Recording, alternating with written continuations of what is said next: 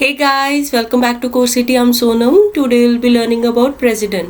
President की क्या importance है, उसकी इलेक्शन और क्वालिफिकेशन और उसके पावर्स क्या हैं, ordinance making power, veto powers, उसके बारे में इस चैप्टर में पढ़ेंगे। तो आर्टिकल 52 टू आर्टिकल 78 जो है पार्ट 5 ऑफ कॉन्स्टिट्यूशन में, वो डील करता है यूनियन एग्जीक्यूटिव के साथ। ठीक है, तो यूनियन एग्जीक्यूटिव में कौन कौन आता है? President, prime minister, council of ministers, vice president, attorney general of India, ये सब आते हैं। ठीक है, president is called as the first citizen of India. ठीक है, he acts as a symbol of unity and integrity of nation because he is the sole representative and the central representative.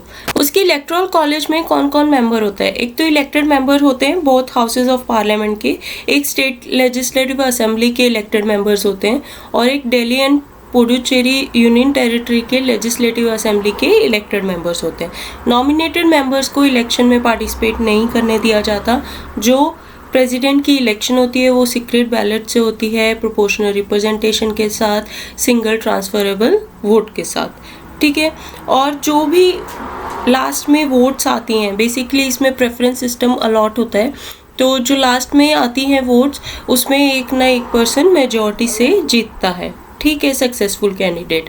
तो uniformity लाने के लिए MP की vote, MLA की vote क्या क्या स्केल करती है, वो इसमें फॉर्मूला दिया हुआ है कि टोटल पॉपुलेशन को 1000 से डिवाइड करते हैं for the MLA vote. MP vote के लिए एमएलए जो सारी स्टेट्स के हैं प्लस उनके रिस्पेक्टेड जो भी इलेक्टेड मेंबर्स हैं उनको डिवीजन करते हैं।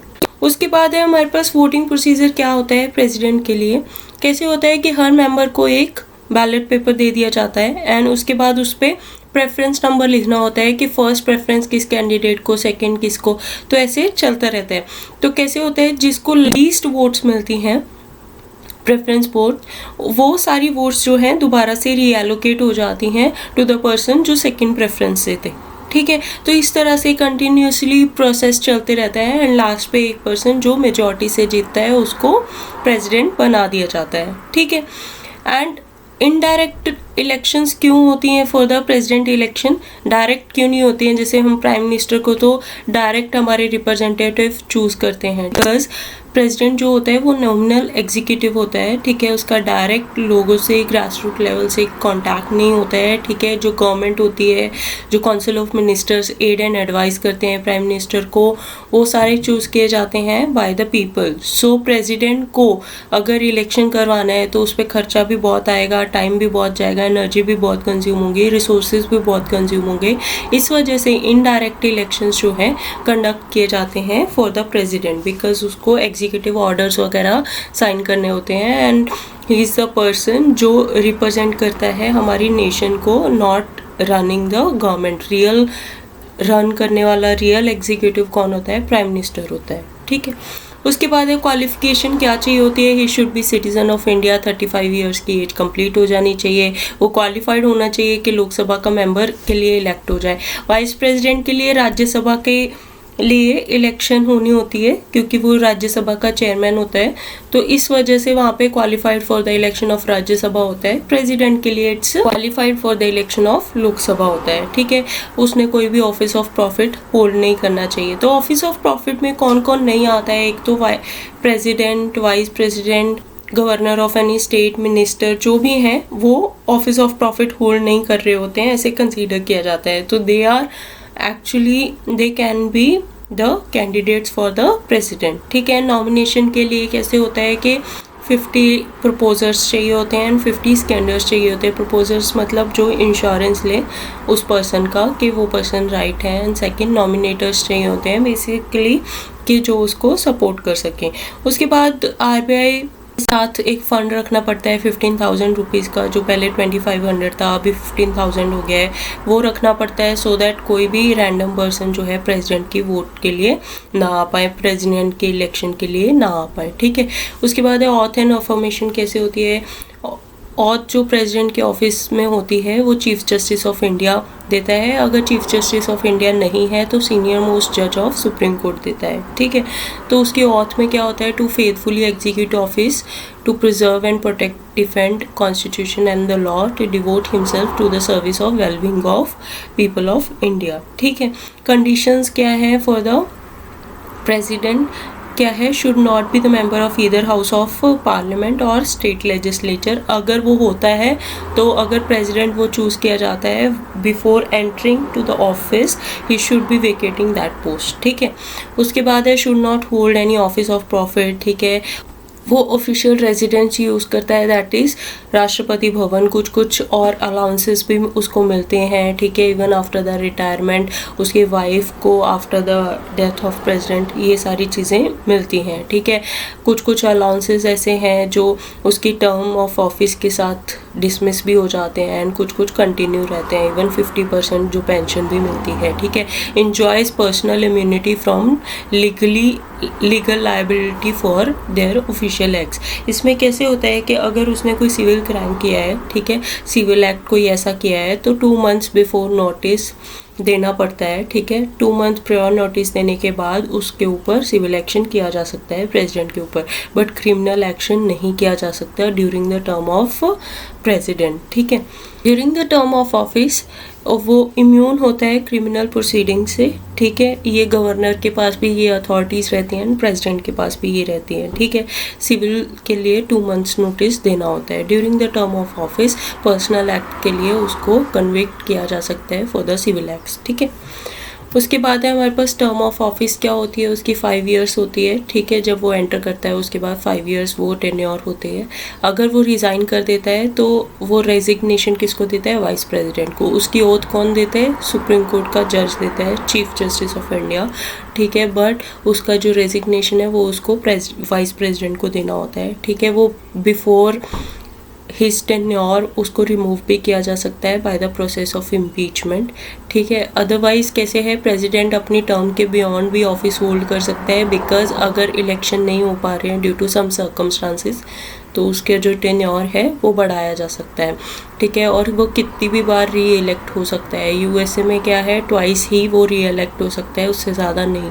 बट इंडिया में एनी नंबर ऑफ टाइम्स वो री इलेक्ट हो सकता है। प्रेसिडेंट को इम्पीच भी किया जा सकता है by the process of impeachment, ठीक है। हटाया जा सकता है उसको ऑफिस से अगर उसने कॉन्स्टिट्यूशन के किसी रूल को, लॉ को वायलेट किया है। दो ये मीनिंग कॉन्स्टिट्यूशन में नहीं लिखा है कि क्या चीज़ वायलेटिव होगी क्या नहीं वायलेटिव होगी, बट उसको माना जाता है। अभी तक कोई भी प्रेसिडेंट इम्पीच नहीं हुआ है इंडिया में, ठीक है। तो इम्पीचमेंट का प्रोसेस कैसे होता है कि किसी भी हाउस में वो इनिशिएट होना होता है, ठीक है। ईदर हाउस, राज्यसभा या लोकसभा, ठीक है। 1/4 मेंबर्स ऑफ दैट हाउस जो है वो चार्जेस साइन होने चाहिए एंड 14 days के नोटिस के साथ प्रेसिडेंट को भेजना चाहिए वो नोटिस, ठीक है। After impeachment resolution is passed by 2/3 of majority of 1 house, ठीक है। 2/3 ऑफ तो वो दूसरे हाउस में जाता है which should investigate the charges, ठीक है। प्रेसिडेंट के पास राइट है कि जब ये इन्वेस्टिगेशन चलती है तो वो अपीयर हो सकता है, टू बी रिप्रेजेंटेटेड उसको पेश किया जा सकता है, ठीक है। अगर उसके दोनों हाउसेस से 2/3 मेजॉरिटी से पास हो जाता है, इन दैट केस उसको इम्पीच किया जा सकता है, रिमूव किया जा सकता है, ठीक है। इम्पीचमेंट प्रोसेस में कौन कौन पार्टिसिपेट करता है? इम्पीचमेंट प्रोसेस में दोनों हाउसेस के elected plus nominated members participate करते हैं। इलेक्शन में नॉमिनेटेड पार्टिसिपेट नहीं करते हैं बट रिमूवल में पार्टिसिपेट करते हैं elected plus nominated candidates of both the houses. But state legislative assemblies के कोई भी मेंबर पार्टिसिपेट नहीं करते हैं इन द इम्पीचमेंट, इलेक्टेड भी नहीं और नॉमिनेटेड भी नहीं। In election elected members of legislative assemblies participate करते हैं, ठीक है। उसके बाद है vacancy in president office multiple reason से हो सकती है। एक तो expiry of tenure of 5 years, ठीक है। 5 साल का टेन्योर उसका ख़त्म हो रहा है तो बिफोर वो टेन्योर ख़त्म हो तो कैसे होता है, इलेक्शन से वो वैकेंसी फिल आउट की जाती है, ठीक है। जब तक दूसरा प्रेसिडेंट ज्वाइन नहीं करता है प्रेसिडेंट कंटिन्यू करता है जो ऑलरेडी एग्जिस्टिंग है, ठीक है। किसी रीज़न से कोई इमरजेंसी लगी है, कोई रीज़न है, इलेक्शंस कंटिन्यू नहीं हो पा रहे, कंडक्ट नहीं करे जा रहे तो प्रेसिडेंट जो है ऑलरेडी वही कंटिन्यू करता है, वाइस प्रेसिडेंट को चांस नहीं मिलता है to occupy the president post, ठीक है। अगर resignation, removal via impeachment, death या डिस्क्वालीफाइड हो जाता है due to certain reasons, in that case कैसे होता है कि उसको रिमूव कर दिया जाता है, वाइस प्रेसिडेंट उसकी पोस्ट को हैंडल करता है, ठीक है। और 6 मंथ्स के विद इन इलेक्शन कंडक्ट करवाने होते हैं, ठीक है। तो maximum tenure for the vice president acting as a president can be 6 months, ठीक है। जो न्यूली इलेक्टेड प्रेसिडेंट होगा इंडिया में वो 5 ईयर्स की टर्म को कंप्लीट करता है। दो यूएसए में ऐसा नहीं है। अमेरिका में कैसे होता है कि अगर वो किसी भी रीज़न से रेजिग्नेशन, रिमूवल, डेथ से हट जाता है तो इन दैट केस जो वाइस प्रेसिडेंट होता है वो ऑक्यूपाई कर लेता है for the unexpired term. Suppose उसको 3 साल ऑफिस रहते हैं, ठीक है, तो 3 साल के लिए vice president as a president enact कर सकता है, ठीक है, इन यूएसए। इंडिया में ऐसा नहीं है। अदर सिनेरियोज क्या हो सकते हैं कि सिटिंग प्रेसिडेंट इल है या तो कुछ है तो उसको इम्पीच नहीं किया गया है, ना ही उसने रिज़ाइन किया है, इन दैट केस कैसे होगा, उसकी ड्यूटीज़ को वाइस प्रेसिडेंट निभा सकता है, ठीक है। अगर वाइस प्रेसिडेंट अवेलेबल नहीं है तो सुप्रीम कोर्ट का चीफ जस्टिस ऑफ इंडिया जो है वो निभा सकता है प्रेसिडेंट की ड्यूटीज़, ठीक है। अगर वो भी नहीं है तो कैसे होगा कि सीनियर मोस्ट जज जो सुप्रीम कोर्ट का होगा वो निभा सकता है ड्यूटीज़ को, ठीक है। This is the presidents. उसके बाद कुछ पावर्स हैं, फंक्शंस हैं प्रेसिडेंट के एग्जीक्यूटिव लेवल पे, legislative, financial, judicial, military, diplomatic and emergency power के बेसिस पे। Executive and emergency powers, emergency power में 3 टाइप की है, नेशनल इमरजेंसी, प्रेसिडेंट रूल और फाइनेंशियल इमरजेंसी। ये प्रेसिडेंट के असेंट से ही चलती हैं with the aid and advice of council of ministers, ये चलती हैं, ठीक है। ये एक्स्ट्रा पावर हैं गवर्नमेंट के पास कॉन्स्टिट्यूशन में जो दी गई हैं आर्टिकल 352, 356, 360 के अंडर, ठीक है। इसकी जो भी इमरजेंसी के जो भी रूल्स हैं, टेन्योर है, वो डिफरेंट चैप्टर में कवर किए हैं, एक बार रेफ़र कर लेना, ठीक है। एग्जीक्यूटिव पावर में क्या होता है कि सारे एग्जीक्यूटिव एक्शन जो इंडिया में होते हैं वो प्रेसिडेंट के नेम से ही लिए जाते हैं, मतलब प्रेसिडेंट के ही सिग्नेचर होते हैं उस पर, ठीक है। तो प्रेसिडेंट जो है rules of business lay down कर सकता है कि कैसे ट्रांजैक्शन होल्ड करनी है और कैसे उनको कंडक्ट करना है, ठीक है। वो प्राइम मिनिस्टर को और काउंसिल ऑफ मिनिस्टर्स को with the advice of prime minister जो है चूज़ करता है, ठीक है। और प्रेसिडेंट की प्लेजर में ही वो अपना ऑफिस होल्ड करते हैं, जब प्रेसिडेंट उनको डिसमिस करना चाहे वो कर सकता है, ठीक है। वो अटॉर्नी जनरल ऑफ इंडिया को अपॉइंट करता है, उसकी रिन्यूमरेशन डिटरमाइन करता है, ठीक है। वो भी प्रेसिडेंट की प्लेजर में ही काम करता है। कैग को भी अपॉइंट करता है, चीफ इलेक्शन कमिश्नर, यूपीएससी के चेयरमैन, ये सारे अपॉइंट किए जाते हैं बाय द प्रेसिडेंट, ठीक है। और एडमिनिस्ट्रेटिव अफेयर्स या legislative affairs of union and जो भी प्रपोजल्स होते हैं वो प्राइम मिनिस्टर जो है प्रेजेंट करता है टू द प्रेसिडेंट, ठीक है। और प्रेसिडेंट जो है लॉ से रिलेटेड जो भी मैटर्स हैं या व्हाट्सोएवर एक्ट्स बनाने हैं उसके ऊपर साइन करने हैं तो उसके रिलेटेबल भी सारी इन्फॉर्मेशन ले सकता है from the council of ministers, from the judicial authorities, ठीक है। वो कमीशंस भी टाइम टू टाइम जो है बैठा सकता है इन्वेस्टिगेट करने के लिए SCs, STs and other backward classes में, ठीक है। Also he can appoint the interstate council जो सरकारी कमीशन से आई थी 1990 में, फर्स्ट इंटरस्टेट काउंसिल बनी थी to promote the centre state and state relations, ठीक है। वो यूनियन टेरिटरीज़ को डायरेक्टली एडमिनिस्ट्रेट करता है बिकॉज यूनियन टेरिटरीज़ जो होते हैं वो सेंटर के कंट्रोल के अंडर होते हैं, ठीक है। स्केड्यूल्ड एरिया या ये एरिया जो है स्पेशल एक्ट्स के अंडर आएगा, ये भी प्रेसिडेंट ही है वो डिटरमाइन करता है, ठीक है।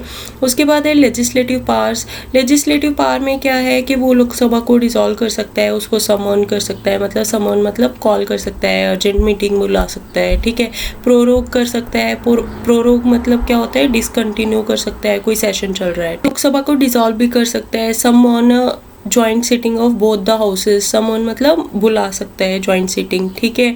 और उसको प्रिजाइड किया जाता है बाय द स्पीकर, बुलाता कौन है, प्रेसिडेंट, ठीक है। Can address the parliament session, जो भी जनरल सेशन होता है फर्स्ट ईयर का जो भी सेशन होता है उसको भी एड्रेस कर सकता है, ठीक है। वो हाउस ऑफ पार्लियामेंट के जो भी मेंबर्स हैं उनको messages time to time send कर सकता है फॉर व्हाट के दोबारा से इस बिल पे डिस्कशन किया जाए, ठीक है। अगर स्पीकर और डिप्टी स्पीकर का ऑफिस वेकेंट है, इन दैट केस वो किसी भी पर्सन को जो उस हाउस में है बोल सकता है कि वो इसको लीड करे, ठीक है। और 12 मेंबर राज्यसभा में और 2 मेंबर लोकसभा में वो नॉमिनेट करता है, ठीक है। 12 मेंबर जो राज्यसभा में नॉमिनेट करता है, 2000 लाइक स्पेशल नॉलेज के साथ होते हैं, किसी एरिया में बहुत अच्छे से फ्लरिश किया होता है उन्होंने, ठीक है। और ऑल्सो जो भी क्वेश्चंस आते हैं डिसक्वालिफिकेशन ऑफ एनी मेंबर्स, उसके ऊपर जो असेंट देना होता है या in consultation with election commission करके जो भी फाइनल डिसीजन देना होता है वो प्रेसिडेंट का होता है, ठीक है। जो भी टाइप के बिल होते हैं, सर्टेन टाइप के बिल जो जिसमें प्रायर रिकमेंडेशन चाहिए होती है प्रेसिडेंट की, ठीक है, उसी के बाद वो इंट्रोड्यूस किए जा सकते हैं at the floor of the house, ठीक है। तो कैसे होता है कि जब कोई भी प्रेसिडेंट को बिल भेजते हैं, ठीक है, बाय द पार्लियामेंट, तो कैसे होता है कि उसको असेंट दे सकता है या तो उसको रिटर्न कर सकता है फॉर द रिकंसिडरेशन या तो उसको विद होल्ड कर सकता है।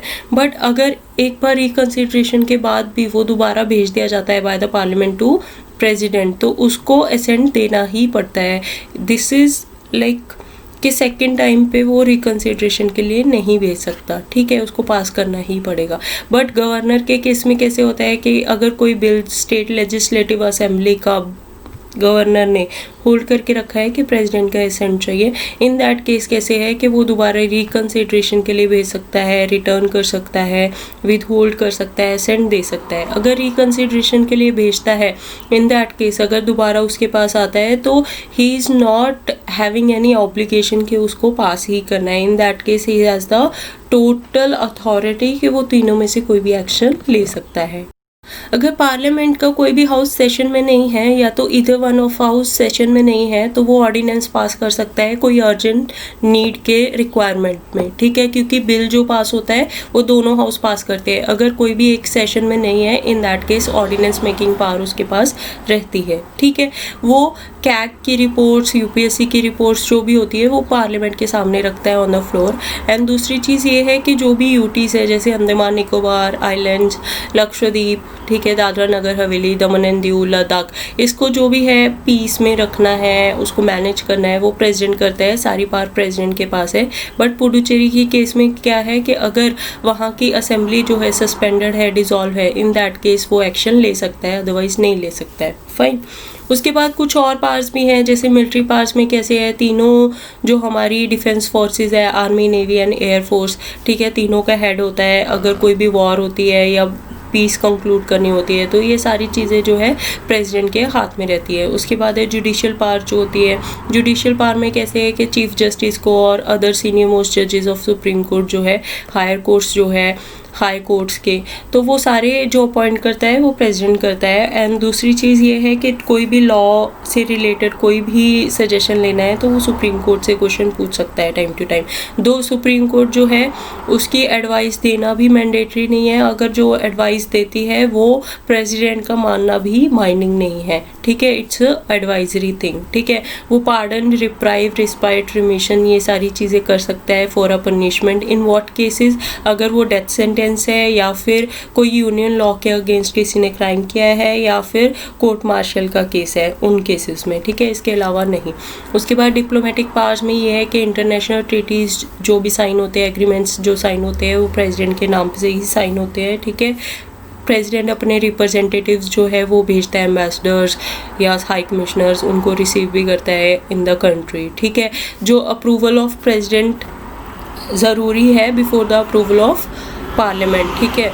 जो भी प्रेसिडेंट एग्रीमेंट साइन करता है वो बाद में पार्लियामेंट में आते हैं और उसकी अप्रूवल भी लगती है। उसके बाद है फाइनेंशियल पावर्स। फाइनेंशियल पावर में क्या है, मनी बिल जो है वो इंट्रोड्यूस किए जाते हैं पार्लियामेंट में विद हिज प्रायर रिकमेंडेशन। उसकी रिकमेंडेशन के बिना मनी बिल इंट्रोड्यूस नहीं हो सकते, ठीक है। और दूसरी चीज़, फाइनली अगर उसको एक्ट बनाना है, पार्लियामेंट जो भी बिल पास करती है तो उसमें प्रेसिडेंट का असेंट ज़रूरी है, ठीक है। फाइनेंस कमीशन जो एवरी 5 ईयर्स चूज़ करता है तो वो भी प्रेसिडेंट की अथॉरिटी से ही होता है। कोई भी कंटिजेंसी फंड में से पैसा लेना है या देना है, वो for the unforeseen circumstances. Unforeseen मतलब सडन कोई भी क्लाइमेटिक ऐसी चीज़ें हो गई, अर्थक्वेक आ गया या फिर फ्लड आ गया, ठीक है, या कोई भी ऐसे एक्सपेंडिचर जो अनफोर्सीन मतलब देखे नहीं जा सकते, कोई इमरजेंसी सिचुएशन आ गई, उस चीज़ में जो भी पैसे चाहिए होते हैं वो प्रेसिडेंट के हाथ में रहते हैं, ठीक है। कोई भी ग्रांट चाहिए एक्स्ट्रा टू एनी स्टेट या टू सेंटर, ठीक है, उसमें भी रिकमेंडेशन लगती है प्रेसिडेंट की। ये पावर्स है। उसके बाद है वीटो पावर ऑफ प्रेसिडेंट। ये काफ़ी इंपॉर्टेंट है। इसमें कैसे है कि बिल जो भी पास होना है वो एक्ट तभी बन सकता है अगर प्रेसिडेंट उसको पास करता है। तो प्रेसिडेंट के पास कैसे है कि अगर वो मनी बिल नहीं है, इन दैट केस अगर हमें डील करना है, वो असेंट दे सकता है टू द बिल, होल्ड कर सकता है, ठीक है, रिटर्न भी कर सकता है, और रिटर्न कम नहीं करता है अगर मनी बिल नहीं है, ठीक है, और असेंट हमेशा देता है अगर कॉन्स्टिट्यूशनल अमेंडमेंट बिल है। अदरवाइज ऑर्डिनरी केसेस में असेंट दे सकता है, रिटर्न कर सकता है, विद होल्ड कर सकता है, ठीक है। अगर स्टेट लेजिस्लेटिव से आता है तो ये तीनों पावर कंटिन्यू रहते हैं इवन फॉर द रिकंसिडरेशन, ठीक है। और प्रेसिडेंट के पास वीटो पावर है कि वो विद होल्ड कर सकता है। तो इसका मतलब ये है कि प्रेसिडेंट के साइन के बिना वो कभी भी एक्ट नहीं बन सकता, ठीक है।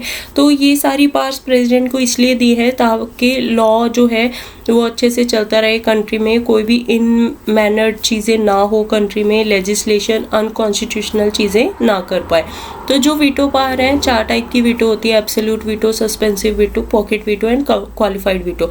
जो ये 3 ग्रीन में है, दीज आर द वीटोज जो प्रेसिडेंट ऑफ इंडिया के पास अवेलेबल है। बट जो क्वालिफाइड वीटो है वो अमेरिकन प्रेसिडेंट के पास होती है, वो इंडियन प्रेसिडेंट के पास नहीं होती। क्वालिफाइड वीटो में ये होते हैं कि ओवर रीडिंग पावर जो होती है बाय द लेजिस्लेचर वो विद द हायर मेजोरिटी होती है। सस्पेंसिव वीटो में वो ऑर्डिनरी मेजोरिटी के साथ होती है। एब्सोल्यूट वीटो में ये है कि वो विद होल्ड कर सकता है जो भी बिल आता है, और पॉकेट वीटो में ये है कि वो अपनी पॉकेट में अनलिमिटेड टाइम के लिए रख सकता है, मतलब उसको कोई भी एक्शन लेने की ज़रूरत नहीं है। सेंटर वर्सेस स्टेट लेजिस्लेशन में कैसे होता है कि ऑर्डिनरी बिल्स अगर है तो उस केस में सेंटर प्लस स्टेट दोनों ही के बिल्स में प्रेसिडेंट जो है वो रेटिफाई कर सकता है, रिजेक्ट कर सकता है, रिटर्न कर सकता है। बट अगर मनी बिल है तो उसको रेटिफाई किया जा सकता है, रिजेक्ट किया जा सकता है, बट उसको रिटर्न नहीं किया जा सकता। And in case of constitutional amendment state legislative assemblies में वो पास ही नहीं होता है, एंड पार्लियामेंट में जब वो पास होता है तो वो it can be only ratified, सिर्फ उसको पॉजिटिव असेंट दिया जा सकता है बाय द प्रेसिडेंट, उसको रिजेक्ट नहीं किया जा सकता, उसको रिकंसिडरेशन के लिए नहीं भेजा जा सकता। ये वाला क्लॉज 24th अमेंडमेंट से आया था, ठीक है। इसके बाद जो टाइप्स ऑफ वीटो है उसकी एक्सप्लेनेशन ये है कि एब्सोल्यूट वीटो क्या होती है कि प्रेसिडेंट के पास विद होल्ड करने की पावर होती है। विद होल्ड मतलब कि काफ़ी टाइम तक उसको एसेंट नहीं दे, ठीक है। तो उसमें क्या होता है कि बिल तब तक एक्ट नहीं बनता है जब तक प्रेसिडेंट का एसेंट नहीं मिलता है। किस किस केस में, अगर प्राइवेट मेंबर बिल है या गवर्नमेंट बिल है तो दोनों ही केस में वो अपने पास रख सकता है। और कैसे होता है कि गवर्नमेंट बिल जब पास होता है, एक कैबिनेट अगर रिज़ाइन कर देती है, लोकसभा डिसॉल्व हो जाती है, दूसरी कैबिनेट आती है और मना कर देती है कि ये बिल पास नहीं होगा, because president does everything with the aid and advice of council of ministers. तो वो दूसरी कैबिनेट जब आती है, अगर वो बोलती है कि नहीं इसको पास नहीं करना है, तो वो बिल रिजेक्ट हो जाता है एंड उसको एसेंट नहीं मिलता है, ठीक है। और अगर स्टेट लेजिस्लेशन के बिल हैं तो उसमें भी क्या है, गवर्नर के पास पावर होती है कि कुछ बिल्स वो प्रेसिडेंट की कंसिडरेशन के लिए रख लेता है। इन दैट केस वो असेंट कर सकता है, रिजेक्ट कर सकता है, रेटिफाई कर सकता है, व्हाटसोएवर। बट अगर वो गवर्नर के पास जाता है तो गवर्नर के पास 4 ऑप्शन होती है, असेंट करना, विद होल्ड करना, रिटर्न करना, प्लस प्रेसिडेंट की कंसिडरेशन के लिए रखना। सस्पेंसिव वीटो का मतलब ये होता है कि रिकंसिडरेशन ऑफ पार्लियामेंट के लिए भेजना, ठीक है। अगर एक बार बिल रिकंसिडरेशन के लिए भेज दिया और दोबारा से पार्लियामेंट ने पास करके प्रेसिडेंट के पास भेज दिया, तब सस्पेंसिव वीटो जो है वो काम नहीं करती है। वीटो पावर ऑफ प्रेसिडेंट जो है वो डिसमिस हो जाती है, प्रेसिडेंट को एसेंट देना ही पड़ता है, ठीक है। और जो दूसरी बार पास होता है तो पार्लियामेंट ऑर्डिनरी मेजोरिटी से पास कर सकती है। But in case of America कैसे होता है कि हायर मेजोरिटी से पास करना पड़ता है, ठीक है। और रिकन्सिडरेशन के लिए जो टाइम दिया जाता है या विद होल्ड करने के लिए जो टाइम दिया जाता है in America, that is 10 days। India में कोई लिमिट भी नहीं है, ठीक है। प्रेसिडेंट जो ये पावर रखता है वो मनी बिल्स के केस में नहीं रखता, बिकॉज रिटर्न की ऑफिशियल कोई भी अथॉरिटी नहीं होती प्रेसिडेंट के पास, ठीक है। पॉकेट वीटो में क्या होता है कि pending for indefinite time. Indefinite time मतलब कैसे है कि उस पर कोई आंसर ही नहीं किया, ठीक है, उसको अपने पास ही रख लिया, पॉकेट में रख लिया, ठीक है। इवन ये भी बोला जाता है कि अमेरिका से जो प्रेसिडेंट ऑफ इंडिया है उसकी पॉकेट बड़ी रहती है, बिकॉज कैसे अमेरिका के पास मैक्सिमम 10 days होते हैं, उतने टाइम के लिए वो रख सकता है, बट प्रेसिडेंट ऑफ इंडिया के पास कोई ऐसा टाइम लिमिट नहीं दिया है कॉन्स्टिट्यूशन ने, कितना भी टाइम ले सकता है, तो उसको अनलिमिटेड टाइम के लिए रख सकता है। कॉन्स्टिट्यूशनल अमेंडमेंट बिल जो है वो हमेशा पास ही करना पड़ेगा, उसको पॉकेट वीटो उसमें यूज़ नहीं कर सकता इंडियन प्रेसिडेंट, ठीक है। उसके बाद ऑर्डिनेंस मेकिंग पावर है। ऑर्डिनेंस क्या होता है? 6 months के लिए कोई एक्ट लागू कर देना, ठीक है। It's similar to the laws and acts pass by parliament, ठीक है। तो आर्टिकल 1 to 3, आर्टिकल 123 जो है वो उसमें ऑर्डिनेंस मेकिंग पावर है, ठीक है। वो टेम्परेरी लॉज होते हैं। तो कैसे होता है कि ऑर्डिनेंस एक बार बना दिया जब सेशन में नहीं है पार्लियामेंट, ठीक है, ईदर वन हाउस और बोथ द हाउस जब पार्लियामेंट सेशन में नहीं है, तो उस केस में ऑर्डिनेंस बना दिया। तो एक बार ऑर्डिनेंस बना दिया तो वो 6 months के लिए रहेगा, अनटिल एंड अनलेस उसको अप्रूवल मिलके वो एक्ट ना बन जाए पार्लियामेंट के अप्रूवल से, ठीक है। और एक चीज़ ये भी रहती है कि अगर सपोज उसको अप्रूवल नहीं मिलती है तो वो डिसमिस भी हो सकता है, ठीक है। तो 6 weeks अगर सपोज सेशन में नहीं है, ठीक है, तो 6 months वो लागू रहेगा। उसके बाद जब सेशन में आएगा तो 6 weeks के विद इन उसको अप्रूवल मिलनी चाहिए। अगर मिलेगी तो वो एक्ट बनेगा, नहीं मिलेगी तो वो सीज हो जाएगा। तो मैक्सिमम टेन्योर क्या हो सकता है ऑर्डिनेंस का? 6 months एंड 6 weeks। 6 weeks मतलब अप्रॉक्सीमेट 45 days, ठीक है। तो ऑर्डिनेंस कब बनाया जा सकता है? जब ही सेटिस्फाइड कि this subject is so important, इसके लिए वेट नहीं किया जा सकता, ठीक है। उसके ऊपर जुडिशियल रिव्यू हो सकता है, कोर्ट के पास पावर है कि उसके अगेंस्ट कोई भी अथॉरिटी कोई भी लॉ लगा सकती है कि अगर ये पास करना चाहिए या नहीं करना चाहिए। ऑर्डिनेंस मेकिंग पावर जो है वो को एग्जिस्टेंट है विद पार्लियामेंट। कैसे? क्योंकि पार्लियामेंट जिस एक्ट पे लॉ बना सकती है, जिस सब्जेक्ट पे लॉज बना सकती है, उसी सब्जेक्ट्स पे कैसे है प्रेसिडेंट बना सकता है, ठीक है। वो फंडामेंटल राइट्स को, फंडामेंटल चीज़ों को अबॉलिश नहीं कर सकता है, उन पे एक्ट्स नहीं बना सकता है, ना ही उनको अब्रिज कर सकता है, ना ही तो उनको टेक अवे कर सकता है, ठीक है। जो ऑर्डिनेंस मेकिंग पावर है वो भी एक विद इन लिमिट्स है, ठीक है। तो मैक्सिमम लाइफ क्या है? 6 months एंड 6 weeks हो सकती है अगर सेशन में नहीं है, और सेशन में आने के बाद 6 week के विद इन अप्रूवल देना होता है, ठीक है। प्रेसिडेंट के पास ये भी पावर है कि वो कभी भी विदड्रॉ कर सकता है ऑर्डिनेंस अगर उसको लग रहा है कि इसकी रिक्वायरमेंट ख़त्म हो गई है। पावर जो है वो डिस्क्रिशनरी नहीं है, क्योंकि वो उसको aid and advice of council of minister से ये काम करना होता है, जिसका हेड प्राइम मिनिस्टर होता है, ठीक है। जो ऑर्डिनेंस है वो स्पेसिफिक ऐसे नहीं है कि इमरजेंसी के टाइम पे ही लगेगा, किसी भी टाइम पास किया जा सकता है जब सेशन में नहीं है ईदर हाउस, ठीक है। उसके बाद है पार्डनिंग पावर्स है प्रेसिडेंट की, ये काफ़ी इंपॉर्टेंट है। आर्टिकल 72 इससे डील करता है। तो कोई भी पनिशमेंट सेंटेंस मिला हुआ है किसी पर्सन को, तो उसके अगेंस्ट जो भी है प्रेसिडेंट एक्ट कर सकता है, ठीक है। इसमें कैसे होता है कि प्रेसिडेंट को कोर्ट की तरह वर्क नहीं करना होता, वो अपने पर्सपेक्टिव से, अपने व्यू से सोच सकता है और आंसर दे सकता है। ये वाला डोर क्यों ओपन रखा है? बेसिकली ये डोर रखा ही क्यों है कॉन्स्टिट्यूशन में? इसलिए बिकॉज अगर कोई जुडिशियल एरर हो सकती है तो उसको करेक्ट किया जा सके टाइम टू टाइम, और सेंटेंस को रिड्यूस कर दिया जा सके अंडर सर्टेन सर्कमस्टांसेस, ठीक है। पार्डनिंग पावर में क्या आती है? Pardon, commutation, रेमिशन, respite and reprieve. Pardon का मतलब ये होता है कि उसकी पनिशमेंट सेंटेंस दोनों ही कम्प्लीटली रिमूव कर दी, उसको एकदम से डिस्क्वालीफाई कर दिया सारी सेंटेंस से एंड रिलीज़ कर दिया। कम्यूटेशन का मतलब ये होता है कि एक फॉर्म की कोई भी उसको सेंटेंस मिली है, सपोज डेथ सेंटेंस मिली है, तो उससे रिड्यूस करवा के इम्प्रिजनमेंट कर दी, ठीक है। एक फॉर्म से दूसरी फॉर्म में चेंज कर देना, लाइटर फॉर्म में उसको पनिशमेंट देना। रिमिशन का मतलब ये होती है कि रिड्यूस कर देना, सेम ही सपोज इम्प्रिजनमेंट मिली है 10 साल की, ठीक है, उसको रिड्यूस करके 5 years की कर देना, दैट इज़ रिमिशन, ठीक है। उसके बाद है हमारे पास रिस्पाइट। रिस्पाइट का मतलब ये होता है कि it's in special cases use किया जाता है। सपोज एक मदर को मिली है, वो प्रेग्नेंट है, तो इन दैट केस कैसे है कि उसकी सेंटेंस कम कर दी जाती है, दैट इज़ रिस्पाइट। रिप्राइव का मतलब ये होता है कि अगर एग्जीक्यूशन होने वाली है, सपोज किसी की डेथ सेंटेंस मिली है, तो उसको टेम्परेरी पीरियड के लिए स्टॉप कर देना सो दैट ही और she can ask for the pardoning power of president. Temporary period के लिए सस्पेंड करने को क्या बोलते हैं, रिप्राइव करते हैं, ठीक है, सो दैट उसको कम्यूटेशन या पार्डन मिल सके प्रेजिडेंट से। फाइन।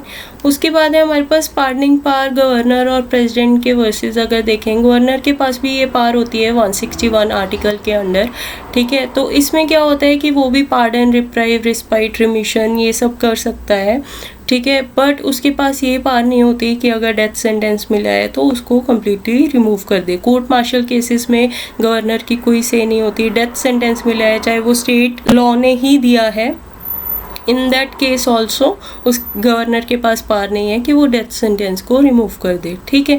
तो सुप्रीम कोर्ट ने कुछ कुछ केसेस बताए हैं कि पटिशनर जो है वो मर्सी के लिए प्रेसिडेंट के पास ऐसे ओरल हियरिंग के लिए नहीं आ सकता है। ये ज़रूरी नहीं है कि उसके सामने वो प्रेजेंट हो, ठीक है। प्रेसिडेंट जो है वो without any court and laws वो अपने डिसीजंस ले सकता है। प्रेसिडेंट बाउंड नहीं है अपना ऑर्डर देने के लिए। प्रेसिडेंट के पास पावर है कि वो एडवाइस ले सकता है यूनियन कैबिनेट से, ठीक है। प्रेसिडेंट को सुप्रीम कोर्ट से भी वो डिसीजंस ले सकता है, बट वो बाइंडिंग नहीं होंगे। प्रेसिडेंट अपना डिसीजन सुना सकता है। प्रेसिडेंट ने जो भी अपना डिसीजन सुनाया है वो जुडिशियल रिव्यू के अंडर नहीं आता है। उसको किसी को आंसर नहीं करना है कि उसने ये डिसीजन क्यों सुनाया है। और एक चीज़ ये है कि प्रेसिडेंट के पास जो भी मर्सी के लिए आया है वो दोबारा रिसाइन नहीं कर सकता for the petition of mercy. Constitutional position of president आता है। इसमें क्या है कि प्रेसिडेंट जो है वो नॉमिनल एग्जीक्यूटिव हेड होता है। रियल पावर जो होती है वो council of ministers plus prime minister के पास होती है, तो they are the real executive, ठीक है। ये डिफाइन किया गया है आर्टिकल 74 से लेके 88 के बीच में, ठीक है। आर्टिकल 53 में ये लिखा गया है कि एग्जीक्यूटिव पावर ऑफ यूनियन जो है वो प्रेसिडेंट के पास है और साथ में उसके काउंसिल के पास है, ठीक है। Council of minister with prime minister जो है वो एड एंड एडवाइस करते रहेंगे, कम्युनिकेट करते रहेंगे on all the administrative affairs to president, ठीक है। काउंसिल ऑफ मिनिस्टर जो है कलेक्टिवली रिस्पॉन्सिबल रहेंगे टू द लोकसभा। तो इससे क्या होगा कि अगर वो राज्यसभा के भी मेंबर हैं या लोकसभा के मेंबर हैं, they have to resign in case Lok Sabha dissolve हो जाती है। और लोकसभा कब काम करती है, प्लेजर ऑफ प्रेसिडेंट के अंडर रहती है, ठीक है। जो 42nd अमेंडमेंट है उससे आया था कि president is bound by the aid and advice of cabinet headed by prime minister. But 44th amendment में ये आ गया था कि अगर इमरजेंसी लगानी है तो उस टाइम पे रिटर्न रिकमेंडेशन चाहिए from the council of ministers, ठीक है। तो उस केस में कैसे था कि उसका मिसयूज़ हुआ था at the time of internal emergency 1975 में। तो 44th कॉन्स्टिट्यूशनल अमेंडमेंट में कुछ कुछ क्लॉजेस चेंज किए गए रिगार्डिंग प्रेसिडेंट पावर्स, ठीक है। तो president can act on his discretion under following cases, जैसे एक तो अपॉइंटमेंट ऑफ प्राइम मिनिस्टर कर सकता है, अगर कोई भी मेजॉरिटी पार्टी नहीं है तो अपने डिस्क्रिशन पे वो काम कर सकता है। दूसरी चीज़, काउंसिल ऑफ मिनिस्टर को डिसमिस कर सकता है अगर लोकसभा में नो कॉन्फिडेंस मोशन पास हो गया है या फिर कॉन्फिडेंस जो है वो लोकसभा का वो जीत नहीं पाए हैं, ठीक है। डिसोल्यूशन ऑफ लोकसभा हो जाता है, at that time also council of ministers को वो रिजॉल्व कर सकता है, डिसमिस कर सकता है, ठीक है। उसके बाद हमारे पास आर्टिकल्स हैं जो प्रेसिडेंट से रिलेटेड है, जैसे article 52 the president of India को डिनोट करता है, ठीक है। अटॉर्नी जनरल ऑफ इंडिया को आर्टिकल 76 डिनोट करता है। तो ऐसे करके कुछ असेंट टू बिल्स जो भी है वो आर्टिकल 111 में दिया जाता है। 1 to 3 123 नंबर जो आर्टिकल है वो power of president to promulgate ordinance होता है, ठीक है। ऑर्डिनेंस वो बना सकता है, इसके ऊपर है। That's all for this lecture. Stay tuned. Bye.